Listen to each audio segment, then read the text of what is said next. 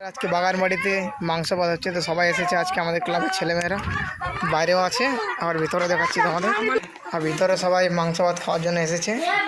ঠিক আছে, এর মশলাপাতি ঢোকাচ্ছে রাহুল, দেবাশিস, মিঠুন, সবাই কাজ করছে। আমিও আছি, আমিও কাজ করছি।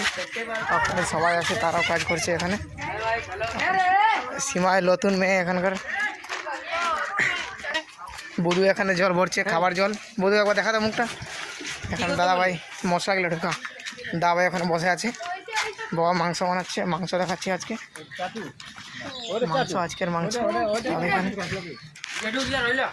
সবাই আমরা মাংস ভাত খাবো, তার জন্য সবাই এক্সাইটিং। বাবা মাংস বানাচ্ছে, দাদা ভাই বসে আছে।